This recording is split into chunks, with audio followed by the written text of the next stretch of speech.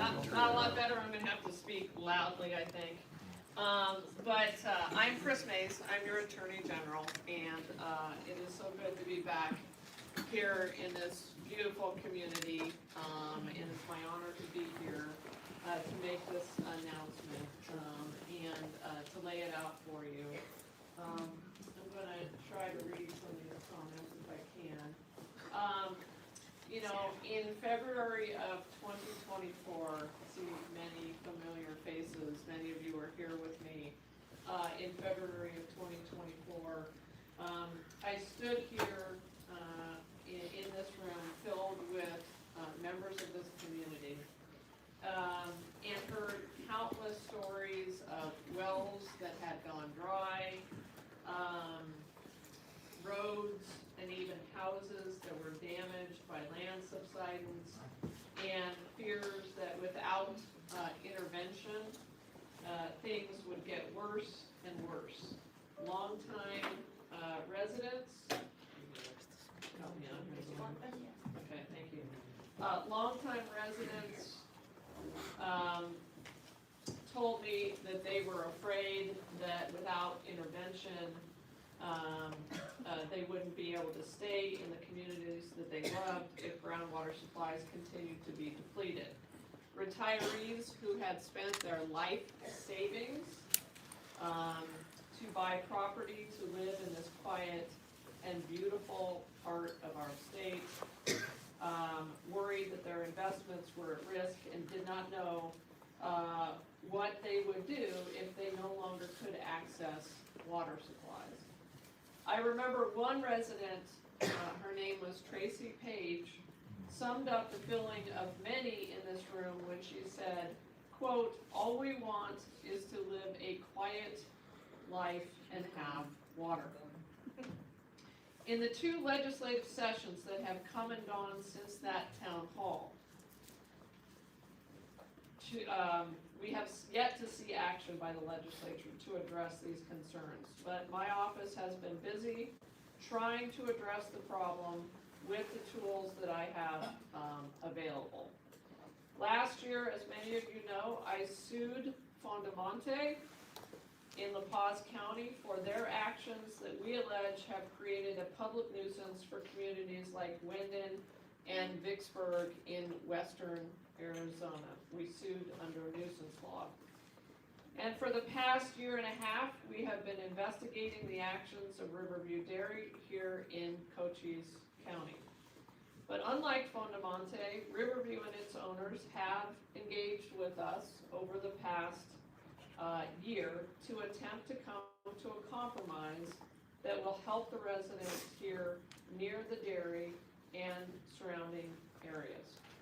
So today I am proud to announce a settlement with Riverview LLP that will reduce groundwater usage by the dairy and provide funding to re-drill wells, provide tanks and water hauling services to ensure that residents and schools have water access. Riverview has agreed to provide $11 million in funding, split between 2 funds to help ensure continued access to potable water for residents of the Sulphur Springs Valley here in Cochise County. Additionally, Riverview has also agreed to fallow 2,000 acres of farmland here in the valley, reducing groundwater usage and conserving more water for the future. And are these slides behind me? Are we okay? Yeah. Here we have the terms of the agreement. So 2,000 acres of irrigated farmland to be fallowed, that acreage transitioned to a different use, such as grazing habitat or other non-row crops. It's my understanding that the cost of that to the company is around $18 million in lost profits and costs. And then the amount of water, we'll get to that in a second, is significant as well. But can you go back, Delaney? Riverview has also agreed to continue its to use best management practices for its operations. Go to the next slide. This is the real reductions in groundwater pumping that will result from the fallowing of that water. So you see that we estimate that it will avoid more than 100,000 acre feet of groundwater pumping here between 2026 and 2040. That's the cumulative estimated avoided groundwater pumping due to the Riverview cropland conversion. Go to the next slide. And this is a chart that also shows you that, so this, if I can get over here, this brown area represents the Riverview agreement fallowing. The blue area represents the cumulative pumping reductions due to the AMAs. And so you can see that there's a significant amount of reduction as a result of what Riverview has agreed to, even relative to the AMA. The other thing that's important about the agreement is that the company is agreeing to use less water and do it more quickly than they would have to do under the AMA. So that's a significant feature of this. As they fallow the land over the next 12 years, they will have strict reporting requirements to the Attorney General's office, and they are, and this is very important, prohibited from transferring or from selling or transferring the fallowed acreage without the non-row crop requirement, or it must fallow an equivalent number of acres, substitute acreage. Next slide. So, Riverview has agreed to deposit, spend this amount of money, $11 million for well drilling, water hauling, and groundwater access, and let me detail a little bit about that. That money will go into two funds, so two separate funds to help ensure continued access to potable water due to falling groundwater levels within the valley. The funds can be used to drill new wells for those who need it, install water tanks, support water hauling, and fund other emergency or interim residential water supply measures. And by the way, I'll take questions in a second. So I know folks have a lot of questions and comments and insults if you have some, as John McCain used to say. The Riverview funding commitment will be directed to those impacted by declining water, groundwater levels within a 1 to 6 mile radius of any Riverview irrigation well. The Silver Springs Valley Water Fund will be directed toward those impacted by declining groundwater levels outside of a 1.6 mile radius of any Riverview irrigation well. So there is a radius for the fund that Riverview will control and fund of 1.6 miles, and then outside of that radius, another 1.6 miles that will be controlled by a non-profit organization. And so the $5.5 million, again, will be administered for those inside that radius, administered by Riverview. That fund will also support the construction and installation of replacement groundwater wells, tank systems, water fill stations, and water hauling services for residential use, and the funding and expansion of existing community water systems. The money will be available for impacted residents, schools, and special districts, water companies, or municipalities that provide domestic water services. Let's go to the next slide. Again, so for the community by the community, this is the community fund to be controlled by the nonprofit. That's another $5.5 million. It will be informed by a 5-member review panel appointed by the Sulphur Spring Alliance, the Lincoln Institute of Land Policy's Babbitt Center for Land and Water Policy, and the Arizona State University Sustainability Institute and the Water Resources Research Center at the University of Arizona, and a nonprofit. So that's how that will work, and we can get more into that in a second. So this money will be prioritized for impacted individuals to replace or re-drill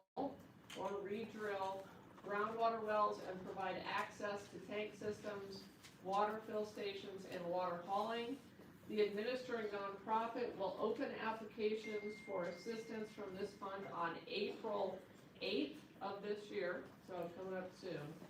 And other than making the required contributions, Riverview will not have any approval, veto, or control over the Sulphur Springs Water Fund uses, policies, awards, or administration. So that's how that will work. I have the other slides in there with the, oh wait, with the graphs? Did I ever go through them? Oh yeah, we did, okay, never mind, okay. So that, you know, that is those are the essential details of this.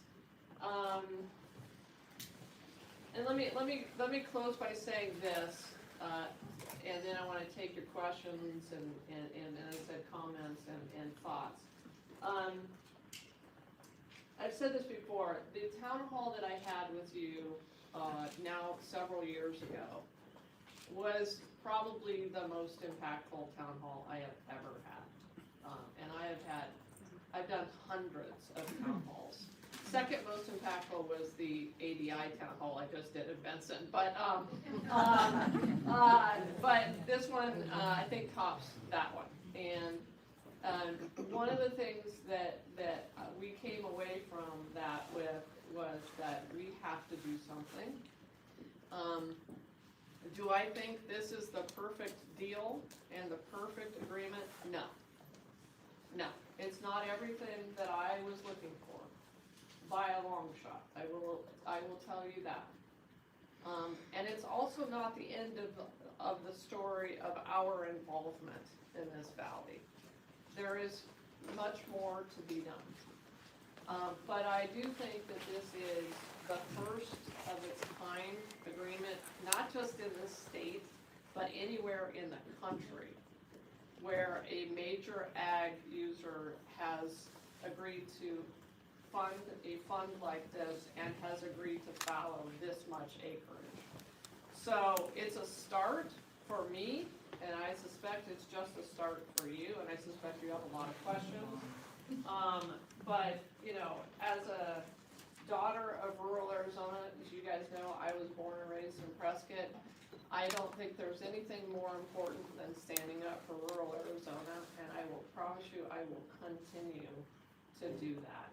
So with that, I'm going to open it up for questions first from the community, and then we can do press questions later, if that makes sense. And if you would just either stand up and raise your hand, and then when she points to you, just introduce yourself, and then feel free to speak. Yes, sir. Vern Johnson, Arizona Agricultural Solutions. So I'm sitting here to the back. I've got a few years on me. My eyes aren't as good as they used to be. Was that 2,000 acres we're setting out? 2,000 fallowed acres, yes. Okay. So 2,000 acres, guys. We use it on a normal row crop here. We're going to use 6 acre-feet. It's pecans. You do a double crop system with corn, maybe you get to 8. 8 times 2,000. That's 16,000 acre-feet. Go back to that slide. You're trying to get rid of 100,000 acre-feet. No, math don't add up. Where's that going to come? Is that going to be in the AMA where we're going to get actual family farms? The family people that matter in this? You're going to provide water back to the people, which is great. That's over 15 years. Over 15 years, so we're doing 2,000 a year for 15 years? No. So you wanna go back to the, well, Cumulative impact. it's the cumulative impact of that. So I think Math that, doesn't I think the matter. math, but I can have Andy come forward and, or others, Andy, if you wanna come forward and speak to that. And then while he's coming forward, we'll take another question. Can we talk to them now? Talk later? Later. You can talk to them individually. Okay, another question? No, I think everybody wants to answer my question. Well, All right. okay.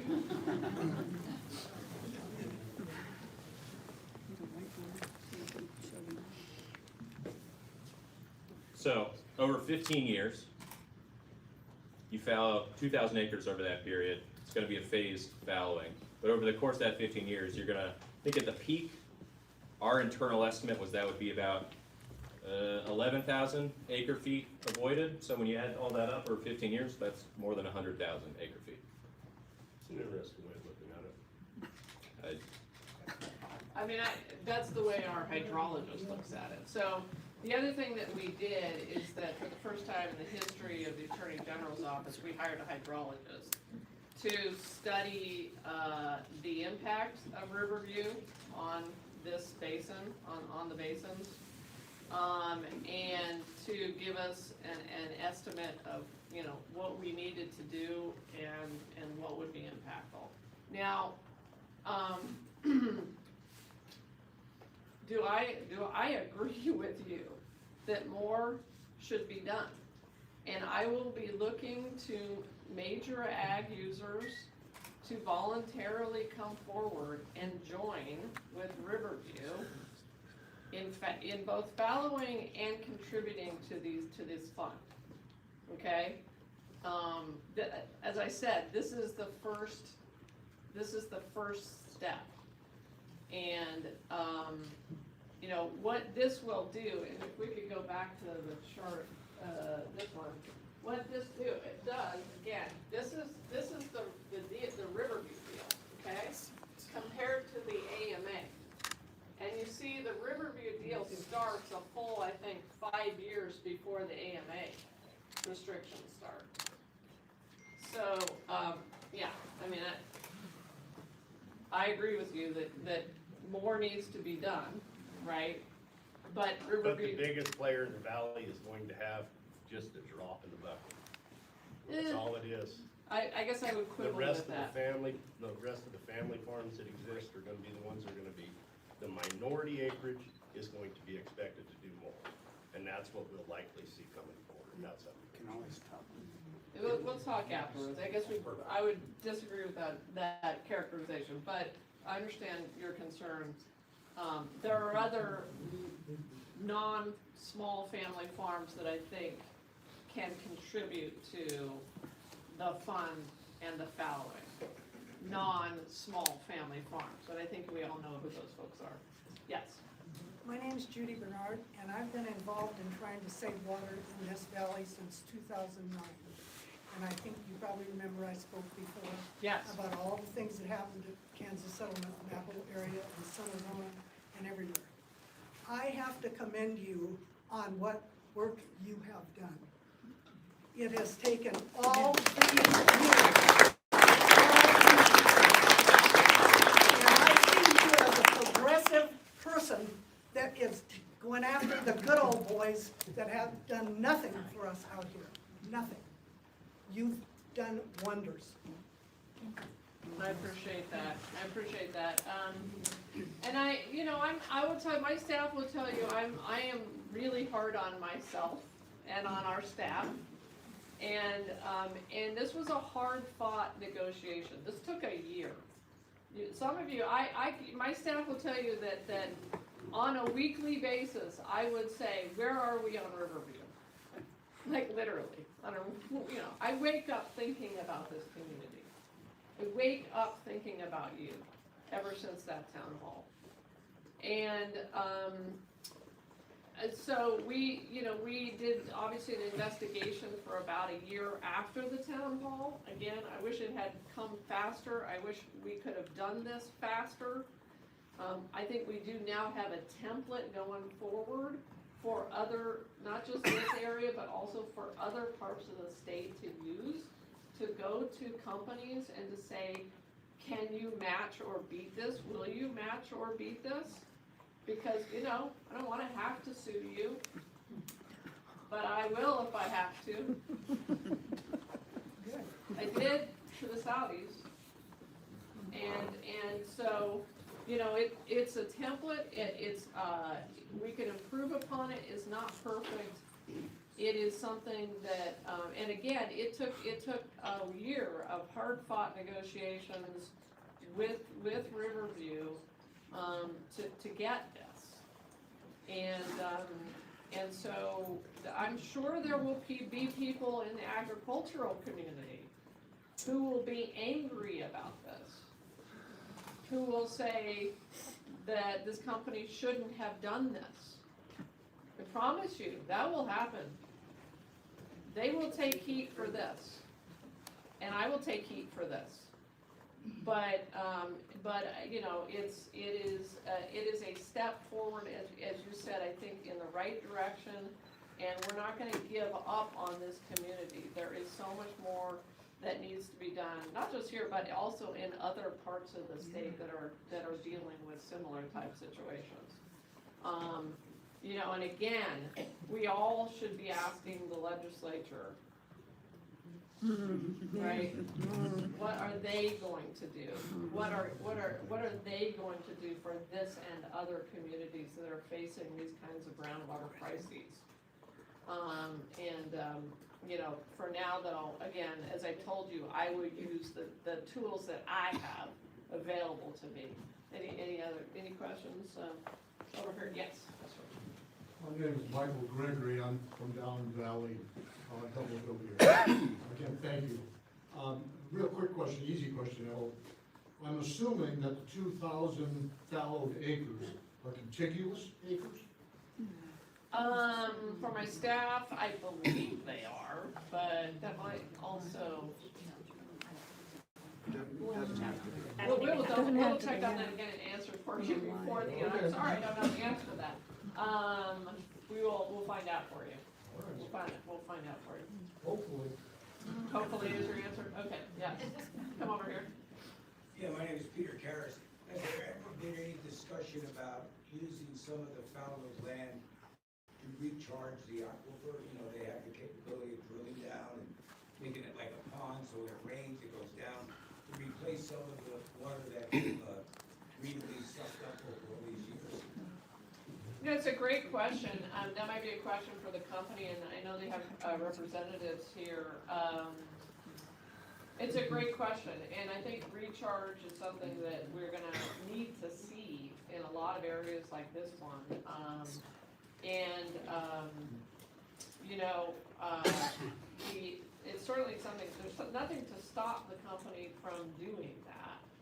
And as we go forward, I think, yeah, it's something that they might wanna consider doing to the degree that they can. I will say there's nothing in the agreement on that point.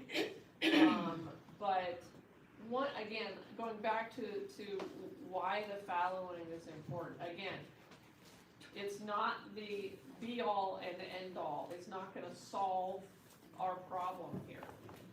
But what I think it gives us, and what it gives the aquifer, is a couple of years at least, maybe more, of a chance to breathe, to not be as overdrawn, to perhaps slow that decline in a way that would not have happened just under the AMA. And so that's why I would love to see a replication of this among other major agricultural users in this valley. Okay, again, emphasizing the major, the ones that can really have that kind of an impact. I mean, let's face it, we are going to need to get fallowing in other parts of the state, and that, you know, there are ways to do that. We found a way to do that here. That is something, frankly, I think the legislature could work on. Is there a fallowing incentive program that we could develop through statute that could accomplish to some degree what we were able to accomplish here on a smaller scale. So something that I think that we should, that now actually a couple of folks in this valley are already thinking about, but that we should be thinking about on a statewide basis. We'll try to get an answer on the recharge. Yes. Good to see you. Nice to see you. I have two questions, two practical, very practical type questions, and I have a comment after that. Your name? First question, can everyone hear me? Your name? Name. Oh, Steve Kissel, I live about 4 miles west of here, closer to the Dragon Well. I've been involved with the water work here for the last 4 or 5 years. So the first question is, do these wells include land that is leased by Riverview? For those wells, because there are people that live in land that has been, at least we think has been leased by Riverview in the past, or through a third party. We've seen that in a few instances. I know, John, that was the case in your property for a time. So when we have that 1.5 mile radius, if someone lives within 1.5 miles of a leased property that's being leased by Riverview, and maybe they're not leasing anymore, but would that count? Great question. Is Andy still, or Kirsten, do you wanna? It's 1.6 miles from a Riverview irrigation well. Yeah, So I would say wherever those wells are, whatever type of property. They're all over. Yeah, they have probably 15 wells. Andy, why don't you come back up? The question was, Steve, do you wanna restate that question? This is, it's an interesting and important question. Yeah. So at least in the past, not Gary, if you want to speak to that, or you still leasing land. But if you're leasing, if you happen to be a homeowner in your land that Riverview is leasing and been irrigating for the last, let's say, 6-7 years, and your well's been impacted, will you be covered by this because that's leased land that's not owned by Riverview? I believe that they would be. So to the best of my knowledge, and please don't hold me to this, We'll it's, find an answer. yeah, it's, the agreement only applies to wells that Riverview owns. However, all the money in the agreement can be used regardless of how far you are away from that well. So it may be the case that you are, I don't know, a mile away from a well that Riverview is leasing output from. And for the record, I don't know what their leasing plans are or what they're doing, but let's just say hypothetically, and you're 4 miles away from a Riverview-owned well, you can get assistance from the Sulphur Springs Water Fund. So you'll still be covered regardless of whether or not those particular wells are part of the radius consideration. Yeah, and that was one of the reasons we wanted to do these two funds, was to have not just the areas next to Riverview, but also to extend beyond that. And so that zone beyond the radius around Riverview's wells would then be controlled, that zone is managed by, and the fund is managed by the nonprofit that will be helping people with the funds. And the other practice, question in terms of how this practice would be implemented would be, if, I know many people have had to deepen their wells in those areas. Some with assistance from others, many without. And that has happened. I mean, so now they're sitting okay. Their wells may be dropping 10 feet a year, but right now they can't claim that their wells gone dry. Some who didn't deepen their wells or have been hauling water at considerable expense and or time and effort compared to what they had before that. Will there be any will they be eligible for any kind of compensation retroactively? So, this is a great question, here, I'm gonna do the best I can to answer this question. If I butcher this, my staff is going to run up here and grab me. Because it's a really important practical question, Steve.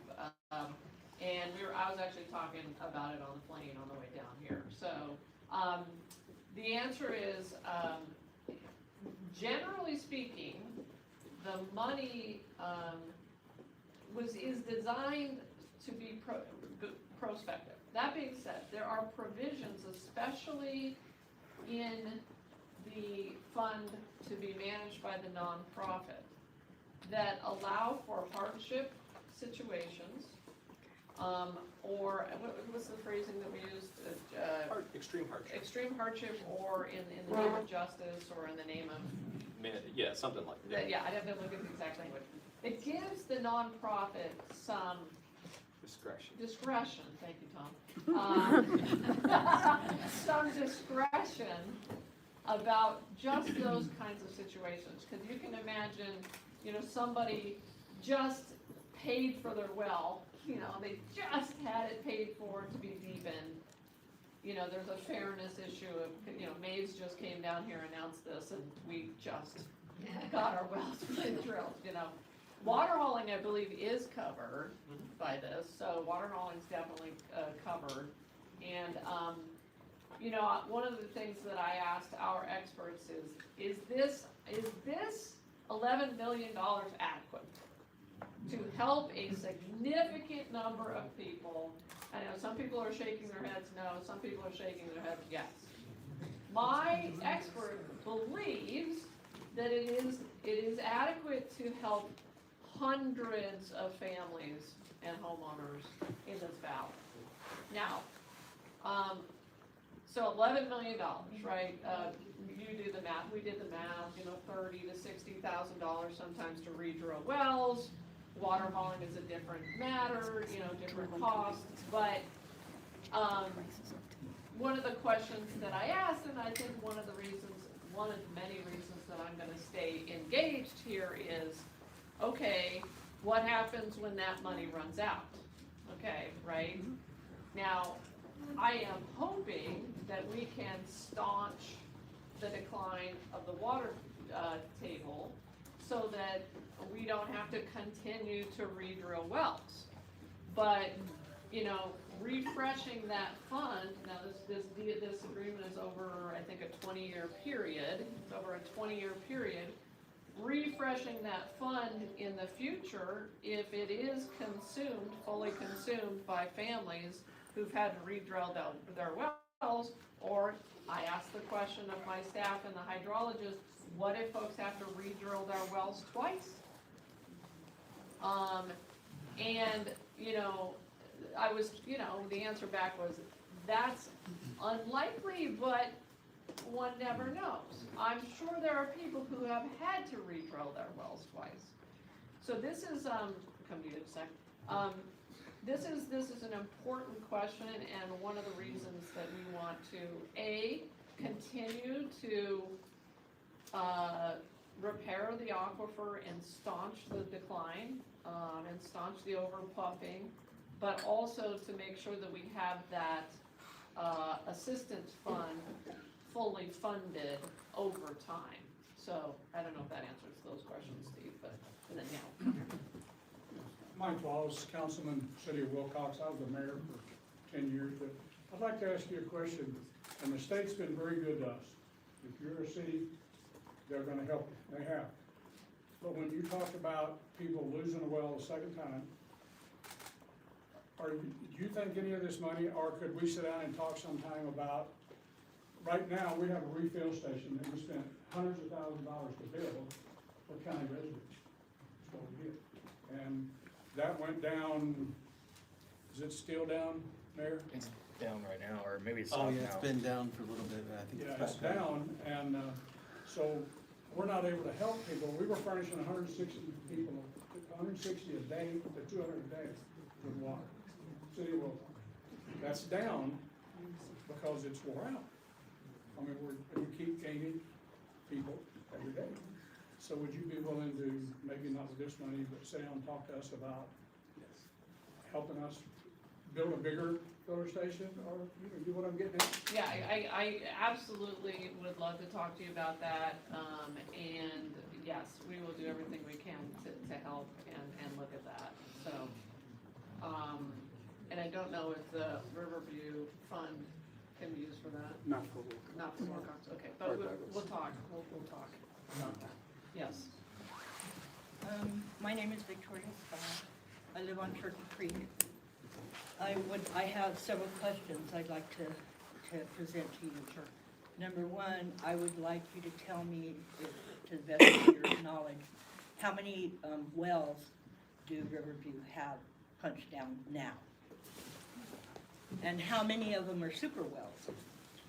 Okay, that is a question that I might have to I'll leave get back for- to you on it. Yeah, we can. No, well, because honestly, we just don't know right now. Wow. How many, that Riverview The has? super wells and the number, and I would guess Cheryl Knott would probably know before I would, but, Well, the company also knows, so. right. They have over 300 wells. Yeah, I believe that's right. And the super wells are put down along the creeks. Okay. Around, okay. Yeah, and, you know, okay, that's one question I want to ask. The other question is, how many thousands of acres does Riverview have that they are using to produce and to create and to grow GMO Roundup ready? So we have herbicides and pesticides, Yeah, poisoning going on, and we need to discuss these things. yeah. How many of this, your presentation here of thousands of acres and 2,000 that are gonna be fallow, how many thousands of acres does Riverview have? Do they own right now? 38,000. About 38,000, is that right? That they own, but they also lease some, Okay, Yeah. probably. yeah. Well, they've said what's been on record has been over 50,000 Yep, might be. acres. Okay. Yeah. Yeah. So, to the question, I think there's an important question also about other issues related to, that could be considered a nuisance, or some might consider this a nuisance. It came up during the first town hall, these kinds of issues, light, pollution, et cetera, odor, and then herbicide. Those are, I will say, those are not things that we negotiated as a part of this particular agreement, okay? But, you know, I think that,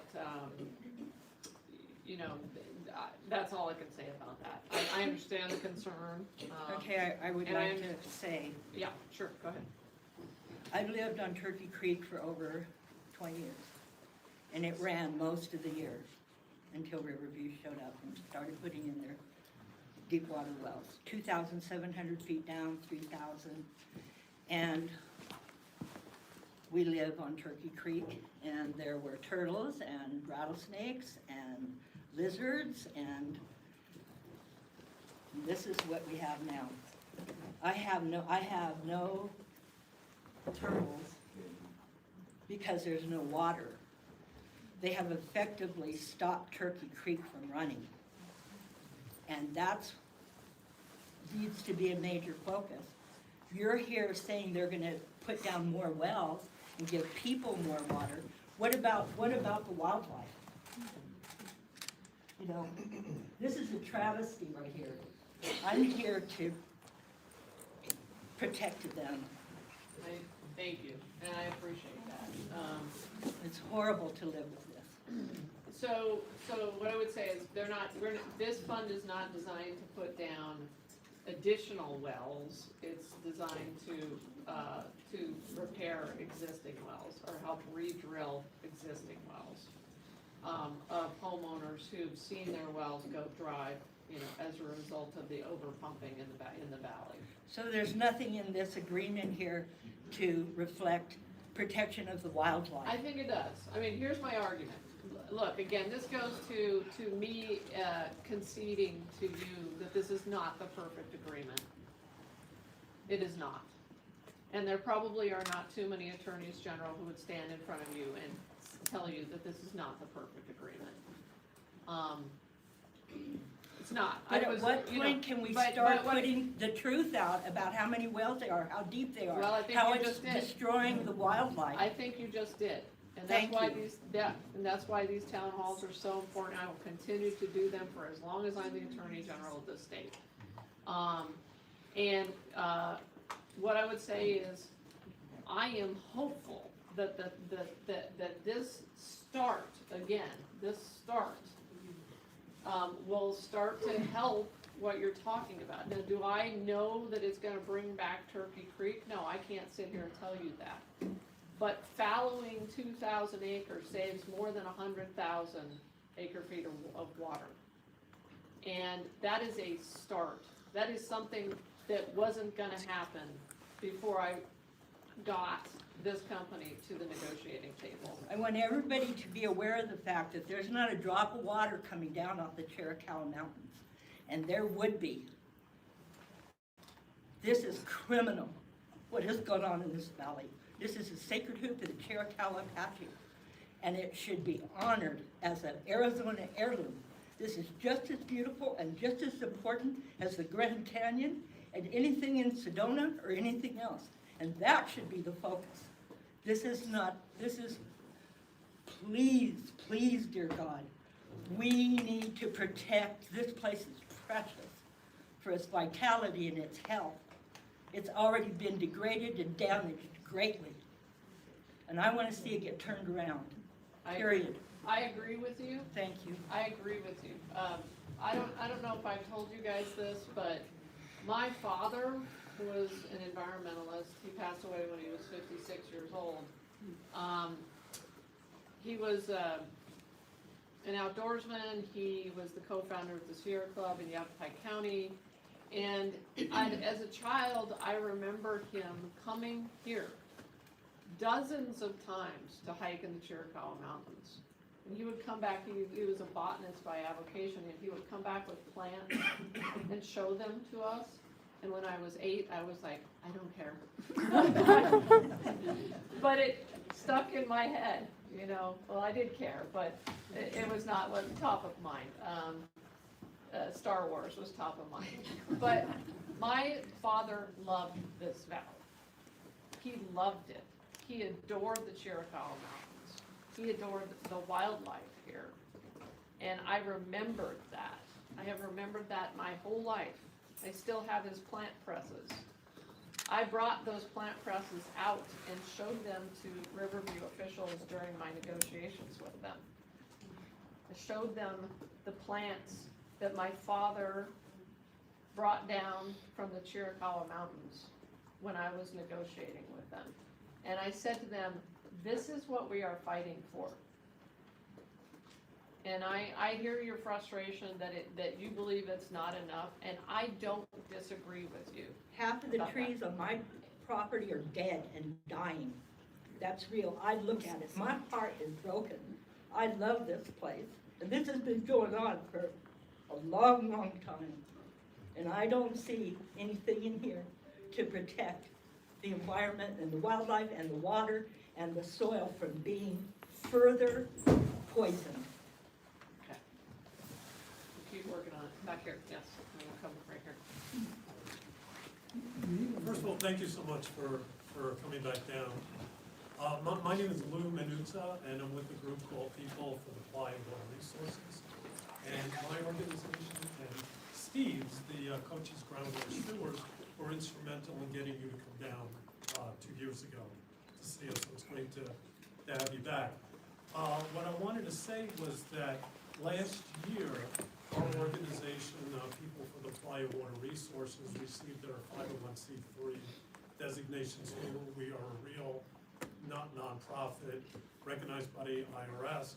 And our sole purpose for being is to help raise money to help people whose wells have gone dry, to haul water, deepen their wells, and to provide educational programming throughout the year on water-related issues.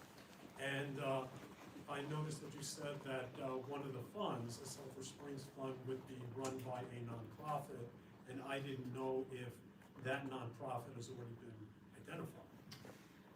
It has, and the money actually, the first round of money has already been deposited into their bank account. That being said, you know, certainly your organization should be, I think, involved around this issue, and would love to talk to you about that. But yeah, we wanted to make sure that the money got deposited as soon as possible into their bank account. So that funded, I think, on Friday, if I'm not mistaken. 31st. Sorry, on the 31st, actually. Yes.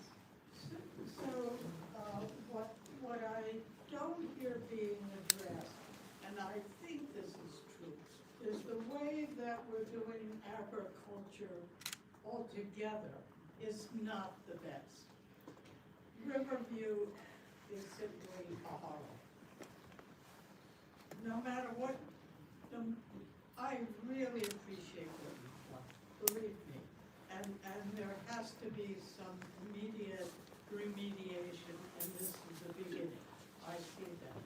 But I see a bigger question, is that we have to talk about the nature of how agriculture is being done.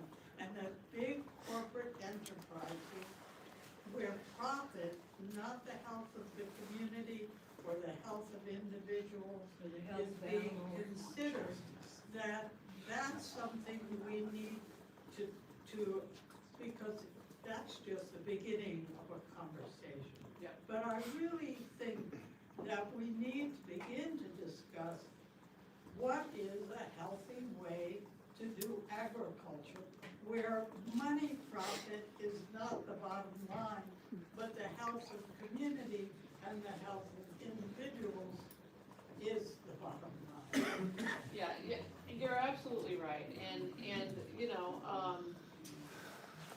look, I mean, it's a tricky issue, right? Whenever you talk about agriculture in Arizona, we have so many wonderful family farms in this state. There are parts of the state where it's absolutely appropriate to have farming. But we are seeing these situations now pop up here in La Paz County, where I'm suing the Saudis over this.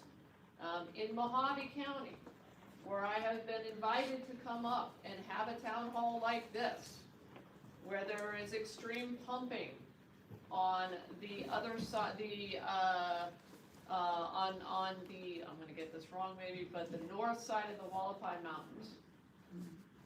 Stream pumping, agricultural pumping. In what is definitely a desert terrain, for those of you who have driven between Kingman and Las Vegas. Oh, yes. Okay, we're talking Golden Valley, right? Anybody who has driven between Phoenix and the California border on the I-10 and looks off into north to the Saudi alfalfa farms. Doesn't take much to know that that is not an appropriate place for that farming, not a sustainable place for that farming, not at that level. And it is harming people all around it, just like here. Now, in that case, I had to sue them. They did not come to the table. And so, what I do hope, for whatever flaws there are associated with this deal, that this is the start of something good going forward, where companies take responsibility and participate in helping the people who have been harmed already, and who understand that we cannot afford to be dumb with water anymore in the state. And this level of agricultural pumping in a way that clearly harms surrounding neighbors and puts entire aquifers in jeopardy is just not appropriate anymore, especially in light of climate change and in light of our dwindling water supplies. And we just have to be clear-eyed about that. And then we have another situation, I'll just really quickly say this, and I know we have other questions, but, now we have situations in which hedge funds are buying up entire farms in western Arizona with an eye toward not just pumping the water for agriculture, in fact, not for pumping water for agriculture, but for pumping water and sending it into Phoenix so Phoenix can grow at an unsustainable clip. So that's what they want to do to western Arizona. And over my dead body, are they going to do that? And that is what is happening. I mean, there's at least one, maybe two giant hedge funds that spent, one of them just spent, I believe, $100 million to buy a huge pre-existing agricultural operation, outside of Wyndon, with clearly an eye toward transporting that into Phoenix, so that Phoenix can continue our explosive growth. Now, what do you think the folks of Wyndon and Vicksburg think about that? Not Yeah. fair, not okay. And this AG from rural Arizona is gonna do everything I can to stand in the way of that. But I think it's a great point. It's a really great point. So, yes, right here. Hi, my name's John Fleischman. I lived in the valley for 22 years. One thing, and you probably well aware of this, I don't know, but Riverview was originally, do you know about the original permitting, and then there was like originally permitted for 30,000 cows, I think, and then it just became, I was in the military, I'm very familiar with asking, it's easier to ask forgiveness than permission. But it seems like there's the foot in the door, then it grew. It's like, well, let's get our foot in the door, and then we'll do whatever we want. This was allowed by someone we know. And I'm thankful it looks like you're trying to rein that back and say, okay, you were permitted for, this, that's what you get. You know what I mean? There's factors. And like I said, I just wanted to bring it up. I'm sure you're probably well aware of these things. However, I just wanted to state it. Yeah, and I think one of the important things of having the AMAs and also this deal is that it starts to, I think, address some of them, right? Like, without the deal and without the AMAs, that kind of expansion, is now at least buttressed a little bit. So, I hear your point. I absolutely hear your point. Appreciate that. Here and then here. In some of your charts. Oh, give us your name. Oh, Jim Verner. Jim Verner.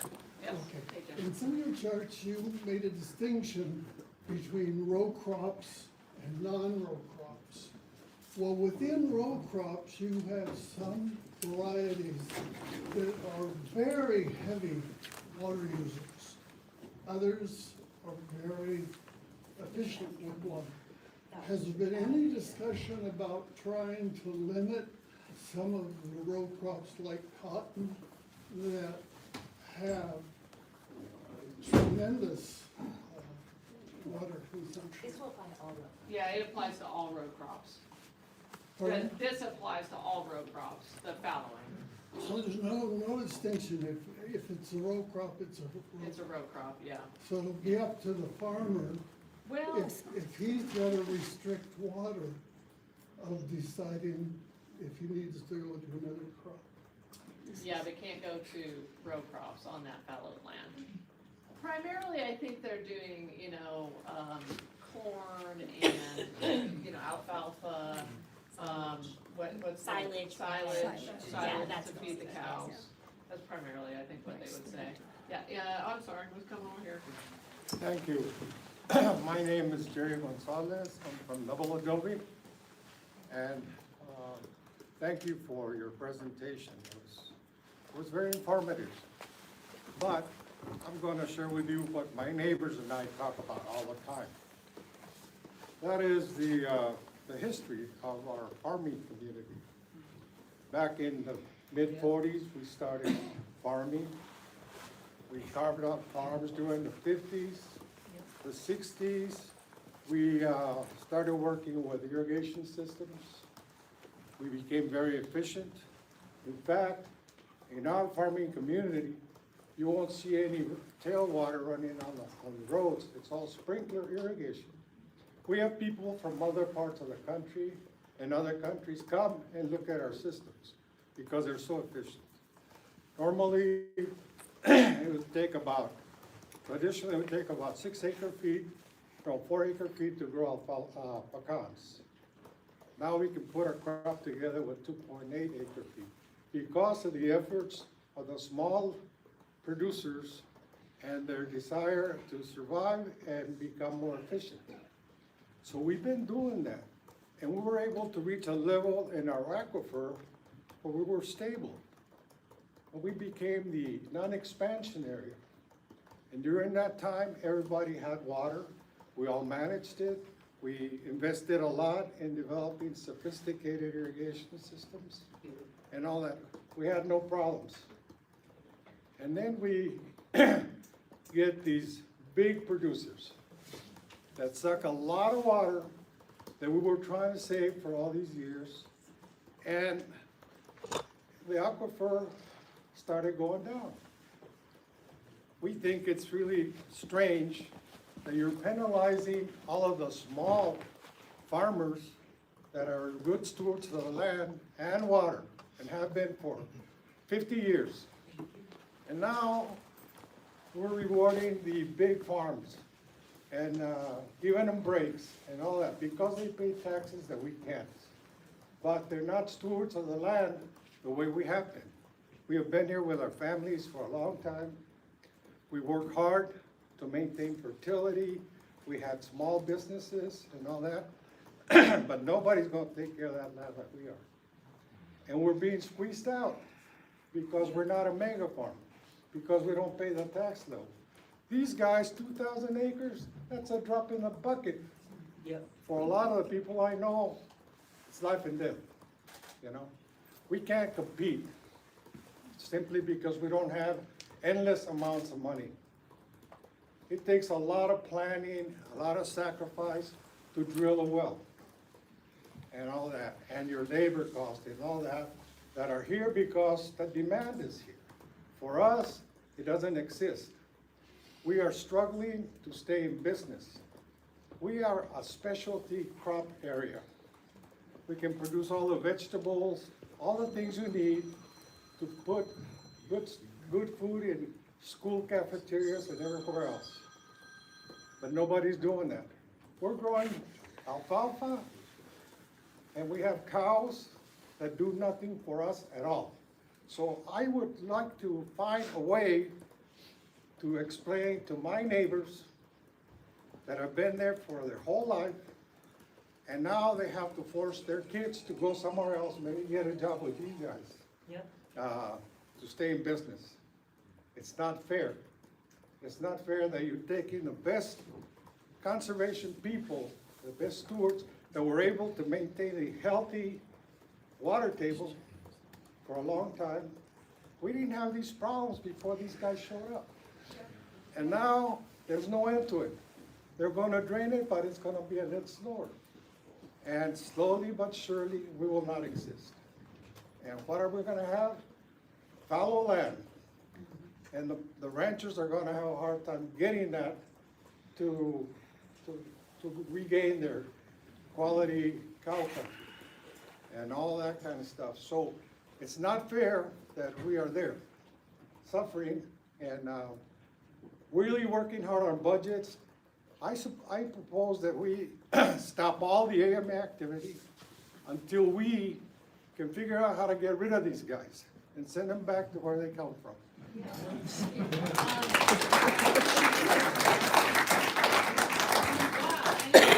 Look, I understand, that was the sentiment when I came here, right? I mean, let's be honest, that's what most people that came to this town hall felt. I will tell you, that's a hard thing to do. They're here. Our legislature has not passed laws that limit this kind of farming. And you know, and so as I said, I'm using the tools that I can use. And to be honest with you, to be totally frank, I made a choice here between getting something done right now for this valley to try to help the health of the aquifer and to make sure that people who need their wells re-drilled and who need help right now can have that, versus just suing the company. And I came to the conclusion that this was the best thing that I could do. And that we could build off of this And to your point about who's being penalized, I mean, if you were to ask the company, I think what they would say is, again, this is what they would say, and I'll let them speak for themselves later, that this is the first time any agricultural operation like this one has ever agreed to do something like this. And if you Now, want a nuisance lawsuit. We are, just a second. when it comes to agriculture, we're so small a region. We're way past the decimal point in national agriculture. So why are they stealing our water? Why don't they go to places that have more water to steal, probably cheaper than us? Yeah, I mean, these are interesting questions about the appropriateness of agriculture in a valley, industrial agriculture in a valley Yeah. like this one. These are important questions that, we've got, wanna come back here and we'll come back to the city, you're the city. Yeah. Okay, something, yeah. Yeah, a couple that might be quick. One is, does this apply to both the Wilcox and Douglas basins? Yes. Okay. Two, the umbrella for Riverview's side of the funds is pretty broadly defined, and I'm wondering, is there any, I haven't had a chance to read the whole paperwork on this yet, but is there any stipulations that money definitely goes toward citizens and not Riverview-owned land or Riverview ownership land or their own projects, basically? Yeah, I mean, what I would say is I cannot imagine a scenario in which they would ever spend this money on anything but citizens or, you know. Well, I I guess the think one thing I schools, saw was schools like are in there. water providing infrastructure. Yeah, And I know previously there was interest in creating a water district. I Yeah. don't know if that money might go toward. I mean, okay, it's a great question, for sure, but what I would say is, look, it's not a lot of money relative, I mean, $5.5 million. I can't imagine that it would be used for that. I mean, potentially to help seed a district, I guess, maybe, yes, there's language in their money that allows for that. What they have communicated to me is that they intend to spend it on individuals.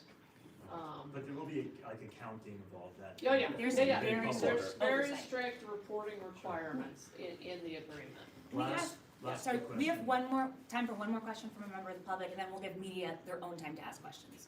So we'll make sure that all of your I questions think are that's answered. good. But if you can go I'm get out. half media, half. Okay, citizen. good point. That's true, yeah. Go ahead, The go ahead. last one is about the fallowed lands, it can be repurposed toward grazing, can that be irrigated grazing? In other words, can those fallowed acres still have water applied to them for non-row crops, like just like irrigated pasture, basically? Irrigated pasture, I will have to get into it, we'll get an answer for you before the end of the day. Yes. Can they grow, houses? Can it grow what? Houses. Houses. Did they build houses on Do the they land? build If it's houses fallow, on it? it's fallow. I Are we mean, talking about? it's non-row crop, I kinda doubt they would, but, you know, I will say, and, yeah, houses use a lot less water than in big ag, I will say that. But we're not talking about habitat restoration. No, correct? that's true, I don't think that that's in the agreement. They're not gonna restore the habitat, the natural grasslands, in the 2,000 acres. That's not on the table. Well, I mean, they could. It'd be good for It could. solar It's- panels. it's restoration is in So the they can agreement. put solar panels in there? Yeah, well, so, look, I mean, we couldn't completely control what they do with it, but we wanted to make sure that they didn't do something that was, of a heavy water use nature, right? So it's fallowed, and the idea is that they're not gonna use it in a way, and they're gonna use it in a way that saves more than 100,000 acre feet of water. You know, which is significant. We'll do, one or two more. How about over here? Yeah, my name's Hazard Hawk, I live up the road. Appreciate what you've done with question is, how about the stock size of livestock? They're reducing the number of that, because that's where the big water consumption actually is. Hundreds of thousands of cattle. Yeah. You know, 125,000. Yeah. Yeah, no, what I can say is this agreement doesn't cover the size of their stock. Yeah, so it does not cover that particular issue. All right.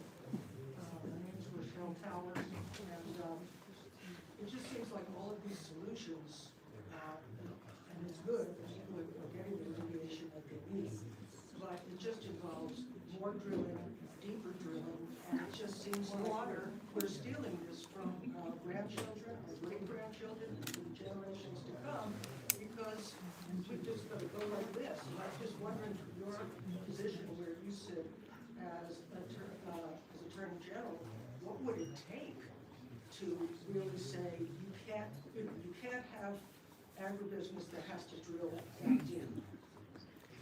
So, this is a great question, and, when I am fantasizing about being the governor, these are the kinds of things that I think about.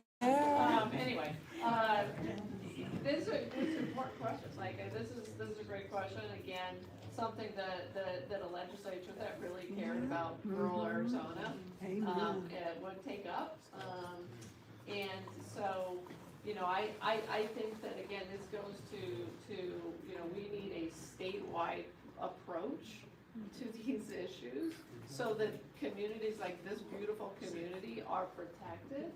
And I think that is going to be, it's going to be some mixture of tools that we develop.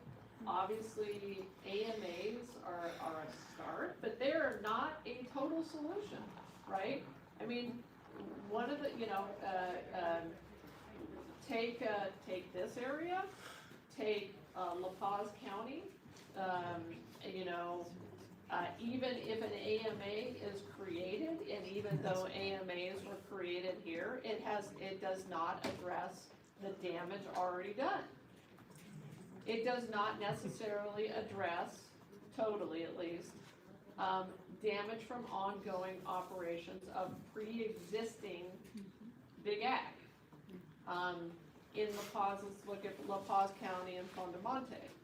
Even if they create an AMA in Fondamonte, it does not address the damage done by the Saudis to the people of Vicksburg and around Vicksburg.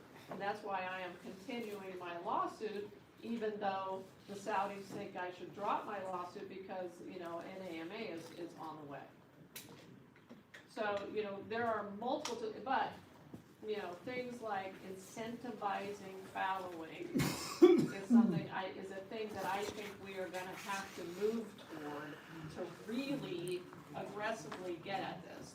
And then the last thing I would say as a pitch to you is, you know, let's support leaders who wanna go there, who have a vision. And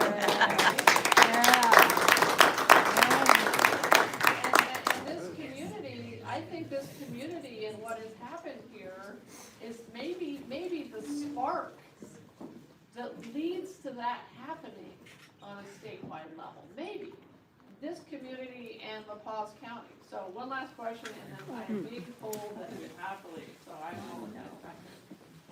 Yeah, my name's Vance Williams. We witnessed the 11 million going to wells alone. $50,000 a well, that's 220 wells. We already have that many people out of water because of this. The money doesn't mean squat. The second thing would be, where's the money to buy me now? I'm a disabled vet, I got my huge income, I own my house, I can't sell my house. I haven't been able to maintain it the way I need to because of all I had to do when my well went dry. So where's the help to get me out of this? Yeah, so first of all, what I would say is we're pretty confident that although we don't have a perfect number of people who, a perfect estimate of the number of people who need immediate help, we think that the $11 million will cover a lot like hundreds and hundreds of families. And, More than 200 wells out. well, there's Years ago. more than 200, wells worth of money here. 50,000 wells is about. 20 to 50, 20 to 50, 20 to 50. So we'll see. My promise to you is we're not gonna stop fighting for the community. We got $11 million. We think that's a good start to re-drill and help people. But I want you to keep me informed of what's happening. I'll be back. As you can tell, I love doing these meetings, even when I get hard questions. That's what this is all about. That's my job. And I just want to thank you guys for the first meeting that led to this and that will lead to even more. So thank you very much.